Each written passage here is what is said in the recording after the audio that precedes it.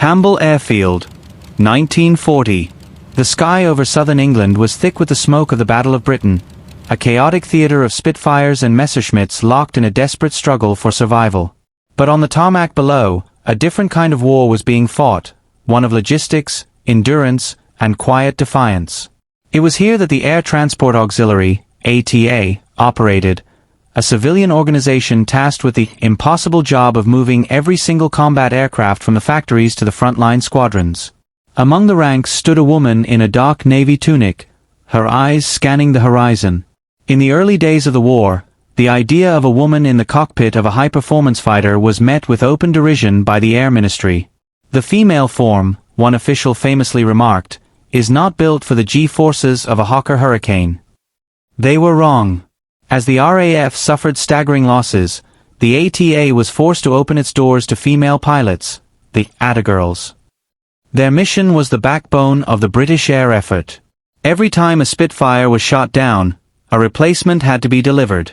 Every time a heavy Lancaster bomber rolled off the assembly line in the Midlands, it needed to reach its base in Norfolk. The ATA pilots were the circulatory system of the Royal Air Force. But there was a catch. These were not military officers. They were civilian contractors. They flew without radio contact to keep the airwaves clear for combat.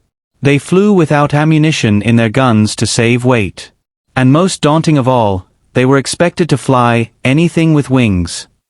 A pilot might deliver a light Tiger Moth trainer in the morning and be handed the keys to a 4-engine, 30-ton Halifax bomber in the afternoon, often with nothing more than a basic ferry pilot's notebook for instruction.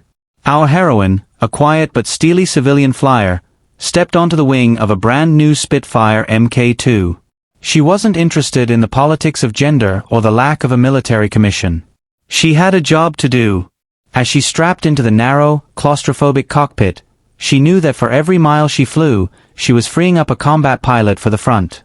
She was a civilian in a total war, a woman in a man's cockpit, and the first of over 150 combat aircraft she would personally deliver into the heart of the storm.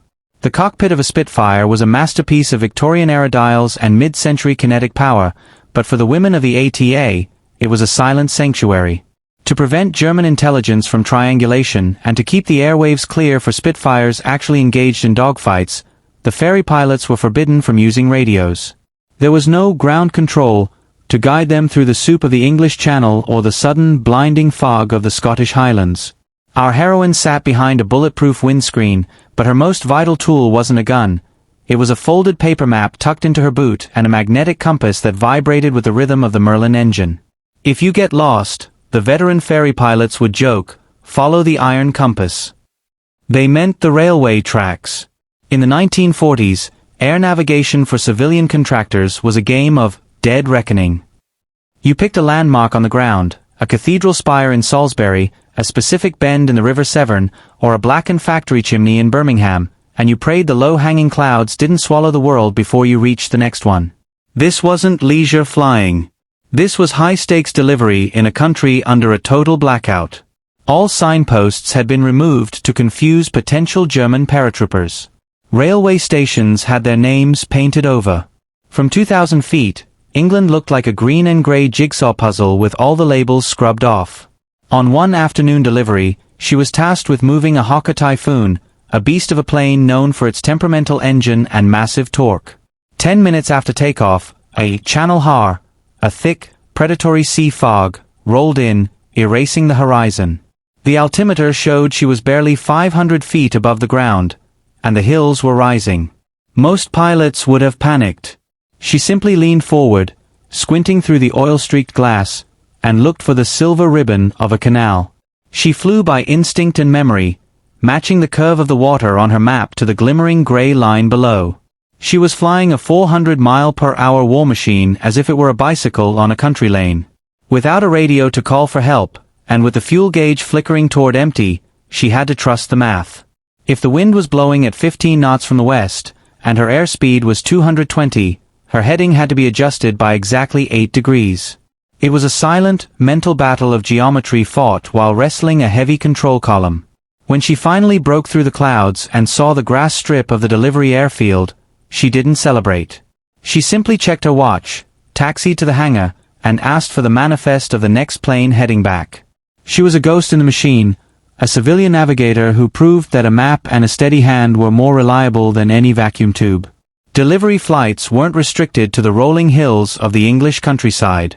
As the war intensified, the ATA was tasked with ferrying aircraft across the Irish Sea and along the rugged wind-whipped coastlines of Scotland and Wales to reach the northern embarkation ports. This was the Weather Gauntlet, a brutal corridor where the warm air of the Gulf Stream collided with the frigid Arctic fronts of the North Atlantic. For a civilian pilot in an unarmed plane, the Atlantic weather wasn't just an inconvenience, it was a predator. On one particularly harrowing assignment, our heroine was tasked with delivering a twin-engine Bristol Blenheim to a coastal base in Prestwick. As she climbed out of the Midlands, the horizon didn't just darken, it vanished. A massive Atlantic depression had swept in ahead of schedule, bringing with it black ice, conditions and vertical wind shears that could snap the spar of a light bomber like a dry twig. Inside the cockpit, the temperature plummeted. In the 1940s, ferry aircraft had primitive heating, if any at all. Condensation froze on the inside of the canopy, turning her world into a cage of opaque frost. She had to scrape a small peephole in the ice with her gloved fingernails just to see her wingtips.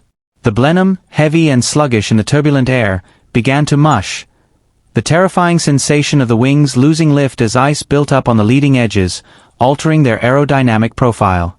Because she was unarmed and lacked a radio, she couldn't call for a weather diversion or ask for a fix on her position. She was a silver speck lost in a grey-white wall of sleet. The Atlantic gales, screaming at 60 miles per hour, buffeted the airframe, throwing the heavy bomber around like a paper plane. She had to make a choice: climb into the thin, freezing air and hope to break out on top of the storm, or dive toward the jagged, unseen coastline and try to find a visual reference. She chose the latter. Dropping to just 300 feet, she broke through the bottom of the cloud deck to find a world of churning, slate-gray whitecaps below. The salt spray was actually hitting her windscreen. She flew on the deck, using the crashing surf of the Irish coast as her only guide. It was a terrifying display of low-level airmanship.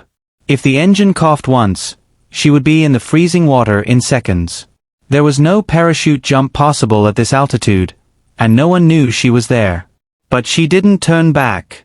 With her jaw set and her hands cramping from the constant corrections against the crosswinds, she punched through the wall of the storm.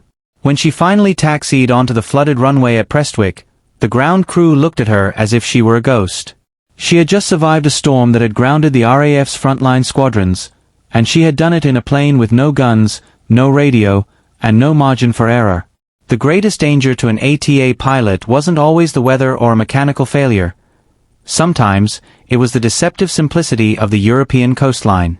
In late 1944, as the Allied front surged forward following D-Day, the delivery routes stretched across the English Channel to makeshift airstrips in liberated territory. The fog of war was no longer a metaphor, it was a literal, shifting wall of white that could turn a routine ferry flight into a flight behind enemy lines. Our heroine was assigned a factory-fresh Spitfire, destined for a forward operating base near Abbeville. The flight was supposed to be a milk run, straight across the water, a quick hop over the French dunes, and a touchdown on a pierced steel planking runway. But 10 miles offshore, a massive Channel Har rolled in, a thick sea fog that swallowed the horizon and erased the sun. Her compass, affected by a local magnetic anomaly or perhaps a slight calibration error from the factory, began to wander. She flew low, searching for the silver ribbon of a French canal or a recognizable village spire. When the fog finally thinned, she saw a grass airfield tucked between two copses of trees. It looked exactly like the reconnaissance photos of her destination. She cut the throttle, lowered the flaps, and brought the elegant fighter down in a perfect, three-point landing. But as the Merlin engine ticked over in the sudden silence of the field, something felt wrong. There were no ground crews in RAF blue running toward her. There were no jeeps. Instead, from the edge of a camouflaged hangar, 3 figures emerged wearing the distinct, coal-scuttle helmets of the German Wehrmacht. She hadn't landed in liberated Abbeville. She had set down on a Luftwaffe Sitzkrieg outpost that the Allied advance had bypassed and surrounded, but not yet captured. For a hot beat, time froze. The German soldiers, likely as stunned as she was to see a lone Spitfire drop from the clouds, hesitated, their Mauser rifles still slung over their shoulders. She didn't wait for a formal greeting. In a single fluid motion, she slammed the canopy shut and shoved the throttle forward.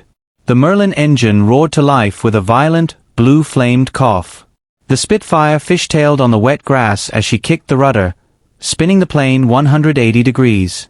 Bullets began to thud into the wooden tail fin, the tink-tink-tink of small arms fire against duralumin. She didn't have guns to fire back. She didn't have a radio to call for an airstrike. She only had horsepower. She held the brakes until the airframe was shuddering with raw energy, then released. The Spitfire leaped forward, clearing the perimeter fence by inches as the German soldiers opened fire in earnest. She stayed on the deck, hugging the contours of the French hedgerows at 300 miles per hour until she crossed back into the safety of the Allied lines. She had come within seconds of becoming a prisoner of war, yet when she finally landed at the correct base, her only comment to the flight sergeant was, "You might want to patch the holes in the rudder." The Germans at the last stop were a bit touchy. By the spring of 1945, the sheer volume of aircraft being moved by the Attagirls had reached a fever pitch. The Allied push toward Berlin required a constant, unrelenting stream of machinery, and our heroine had become the ATA's most reliable engine. While many pilots, men and women alike, specialized in a single type of aircraft, she had become a master of the fairy notes. She was part of a prestigious group cleared to fly Class 5 aircraft, the massive, four-engine heavy bombers like the Lancaster and the Sterling. Her logbook was a breathtaking catalogue of 20th-century aviation. On Monday, she might deliver a nimble Spitfire to a fighter base in Kent. By Wednesday, she was wrestling a heavy, oil-streaked Wellington bomber through a gale to a training command in Scotland. Unlike the frontline RAF pilots who flew the same machine until it was lost or retired, she stepped into a different cockpit almost every day. Each plane had its own personality, its own vices, and its own mechanical gremlins. The numbers she began to rack up were staggering. While the average combat pilot might complete 30 sorties before a mandatory rest, she was flying nearly every day the weather allowed. By the end of the European conflict, her record stood at over 150 combat aircraft delivered, a number that surpassed almost every male ferry pilot in the organization. The physical toll was immense. These aircraft lacked the creature comforts of modern cockpits. They were loud, vibrating, and often freezing. The constant switching between types meant she had to mentally reset her muscle memory every few hours. A mistake in the flap settings of a Barracuda could be fatal if you were used to the layout of a Hurricane. Yet, she never scratched a wingtip. Her delivery-to-damage ratio was the envy of the Air Ministry, though they were loath to admit it publicly. One senior RAF officer, upon seeing her climb out of the cockpit of a massive Halifax bomber, reportedly asked where the real pilot was. She simply handed him the delivery manifest, wiped a smudge of grease from her forehead, and walked toward the transport plane that would take her back to the factory for her next assignment. She wasn't flying for medals or kills painted on a fuselage. She was flying for the sheer, mathematical necessity of the war effort. Her efficiency was so high that she became a legend among the ground crews. They called her the Clockwork Pilot. If she was scheduled to arrive at 1400 hours, the tea was poured at 1355. In a war defined by chaos and snafus, she was a beacon of civilian precision. She had moved more firepower across the British Isles than an entire squadron of men, and she had done it without a single bullet in her guns. When the guns finally fell silent in May 1945, the victory parades filled the streets of London. Spitfires performed victory rolls over Buckingham Palace, and the skies were filled with the roar of the heavy bombers that had broken the back of the Axis.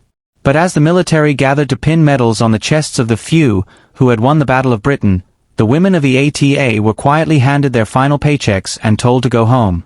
Our heroine, the woman who had survived Atlantic gales, dodged German flak in a defenseless Spitfire, and delivered more combat power than almost any man in the ferrying service, walked away from the airfield with a small cardboard suitcase and a logbook that held the history of a world at war. Because she was a civilian contractor, she was not entitled to a military pension. She was not allowed to wear her navy blue uniform at official remembrance ceremonies. There were no distinguished flying crosses for the women who flew without guns. In the eyes of the bureaucracy, she wasn't a veteran. She was a logistical necessity that was no longer necessary.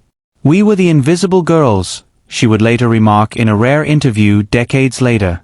"The RAF pilots got the glory, the ground crews got the respect, and we just got the next plane on the manifest." For decades, the story of Ferry Command's secret heroine was buried in the dusty archives of the Air Transport Auxiliary. While the names of fighter aces became household words, her name, and the names of the 166 other women of the ATA, faded into the background noise of history. They returned to lives as housewives, secretaries, or teachers, their extraordinary skills tucked away like old photographs in an attic. It wasn't until the late 20th century that the Attagirls began to receive even a fraction of the recognition they deserved. It took years of lobbying before they were even granted the right to wear their service medals on Remembrance Sunday. The world had forgotten that for 4 years, the entire Royal Air Force had relied on a group of civilian women to keep its heart beating. Today, if you visit the hangars where the last remaining Spitfires are kept in pristine condition, you might see a small plaque dedicated to the ATA. But the true monument to her service isn't made of bronze or stone. It is the fact that those planes reached the front lines at all.